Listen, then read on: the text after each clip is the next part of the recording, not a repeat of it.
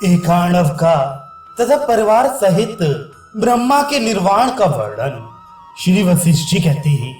रघुनंदन, जब वायु, वर्षा, हिम और दूसरे दूसरे उत्पातों के आगमन से भूमंडल नष्ट भ्रष्ट हो गया, तब समुद्र के जल का वेग इस तरह बढ़ने लगा जैसे कलयुग में राजा का वेग।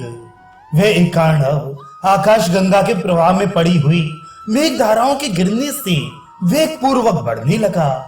तत्काल प्रकट हो मेरु और मंदराचल के समान प्रकाशित होने वाली सहस्त्रों सरिताओं ने भी उसे बढ़ाने में योग दिया। इस प्रकार जल से भरे होने के कारण वह एकाणव उच्चता के अभिमान से युक्त हो गया।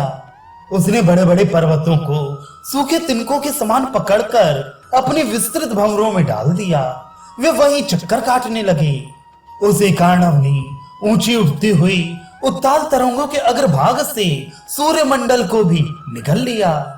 प्रचंड वायु के द्वारा उत्पन्न किए गए अपूर्व जल प्रवाह रूपी कुल पर्वतों से युक्त हुआ वह महानव महान घुरघर और भयानक घरघर ध्वनि के साथ अपने विशाल वेग को बढ़ाता जा रहा था। ब्रह्मांड खंडों के बारंबार एक दूसरे से टकराने के कारण उसकी उद्धता बढ़ती जा रही थी और वह ऊपर नीचे लाखों योजनों तक फैले हुए उच्चतम पदार्थों को भी आत्मसात करता जा रहा था। पंख युक्त पर्वतों के समान उठी हुई असंख्य तरंग समूह रूपी भुजाओं द्वारा वह महासागर, पुष्कर और आवर्तक नामक कल्पांतकारी मेघों का मानो आलिंगन कर रहा था। त्रिलोकी को अपना ग्रास बनाकर पूर्णतः तृप्त हो घर घर स्वर में गीत सा गा रहा था और उग्र पर्वत रूपी कंकणों से अलंकृत अपनी तरंगमयी भुजाओं को उठाकर नृत्य करता सा जान पड़ता था। रघुनंदन, उस समय ना तो आकाश था, न दिगंत था, न नीचे का लोक था, न ऊपर का लोक था, न कोई भूत वर्ग था और ना कहीं सृष्टि ही थी। सर्वत्र केवल जल ही जल दृष्टिगोचर होता था। रघुनंदन, जब तपोलोक पर्यंत सारा जगत प्रलय काल के एकाणव में निमग्न हो गया, तब सत्यलोक के निकट आकाश में स्थित होकर मैंने महान प्रकाश से युक्त ब्रह्मलोक पर उसी प्रकार दृष्टि डाली जैसे सूर्य प्रातः काल संसार पर अपनी प्रभा बिखेरते हैं। दृष्टि डालते ही समाधि में अविचल भाव से स्थित हुए परमेष्ठी ब्रह्मा अपने मुख्य मुख्य परिवार के साथ दिखाई दिए। वे ऐसे जान पड़ते थे मानो के पत्थर की बनी हुई प्रतिमा हो। वहां देवताओं तथा शुद्ध अंतःकरण वाले मुनियों का समुदाय भी बैठा था। शुक्र, बृहस्पति, इंद्र, कुबेर, यम, सोम, वरुण, अग्नि तथा अन्य देव ऋषि भी वहां देखने में आए। देव, गंधर्व, सिद्ध और साथियों के नायक भी वहां उपस्थित थे। वे सबके सब पद्मासन लगाए इस तरह ध्यान मग्न होकर बैठे थे मानो चित्र में अंकित किए गए हों। वे निष्प्राण के समान वहां चेष्टा शून्य होकर बैठे थे। तदनंतर पूर्वोक्त 12 सूर्य भी उसी स्थान पर आए और उन्हीं लोगों की भांति पद्मासन लगाकर ध्यान में मग्न हो गए।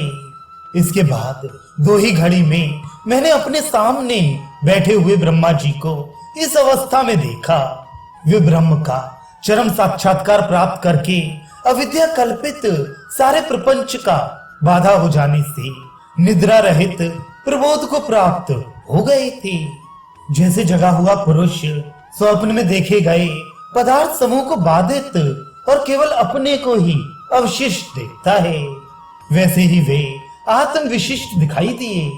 फिर ब्रह्मलोक में ब्रह्मा जी के परिवार के जितने लोग थे उन सबको मैंने वहां वैसे ही तिरोहित पाया जैसे तत्वज्ञानी महापुरुषों की वासना तत्व ज्ञान से बाधित होकर अदृश्य हो जाती है।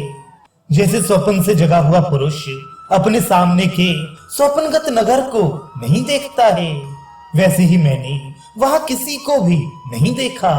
उस समय वे ब्रह्मलोक तथा उनका ब्रह्मांड जो ब्रह्मा जी के संकल्प से ही बना था निर्जन वन सा सूना हो गया। जैसे भूतल पर अकस्मात कोई भयंकर दुर्घटना होने से कोई नगर सर्वथा नष्ट हो गया हो, वही दशा उस ब्रह्मांड की हुई थी। तदनंतर आकाश में स्थित हुए मैंने ध्यान लगाकर ये जाना कि सभी लोग ब्रह्मा जी के समान ही नाम रूप का परित्याग करके निर्वाण पद को प्राप्त हो गए हैं। वासना का लय हो जाने पर वे सबके सब अपने विशुद्ध ब्रह्म रूप में स्थित हो जाने के कारण अदृश्य हो गए थे। जैसे जगे हुए पुरुषों के स्वप्न लोक उनके स्वप्न रूप में ही लीन हो जाने से दृष्टिगोचर नहीं होते हैं। जैसे स्वप्न में अपना शरीर आकाश में उड़ता दिखाई देता है, किंतु जागने पर वह वासना शांत हो जाने के कारण कुछ भी नहीं दिखता है। इसी प्रकार जागृत काल में भी वासना रहने पर ही शरीर दिखाई देता है।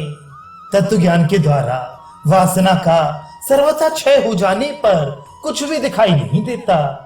वासना का क्षय होने से दृष्टा, दृश्य और दर्शन रूपी रोग शांत हो जाता है।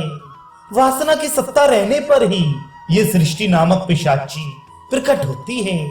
रघुनंदन, सृष्टि के प्रारंभ में ब्रह्मा को सृष्टि रचने की इच्छा उत्पन्न होती है। तदनंतर पूर्व काल की जगत वासनाओं का जगत रूप में अनुभव होता है। इसलिए वासना की शांति को निर्वाण समझना चाहिए और वासना की सत्ता को ही संसार रूपी भ्रम जानना चाहिए।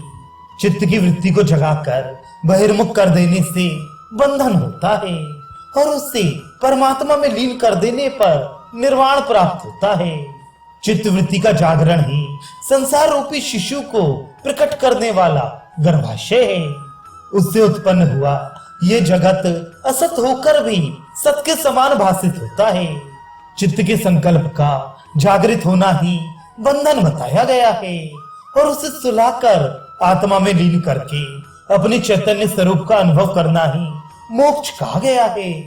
रघुनंदन, बंध मोक्ष आदि की सारी शंकाएं छोड़कर निर्वाण रूप वासना शून्य, अनंत, अनादि, विशुद्ध, केवल बोध स्वरूप, द्वैत अद्वैत से रहित, परिपूर्ण ब्रह्म स्वरूप हुए आकाश के समान विशद अंतःकरण से युक्त, बंधन मुक्त तथा शांत भाव से स्थित रहना चाहिए।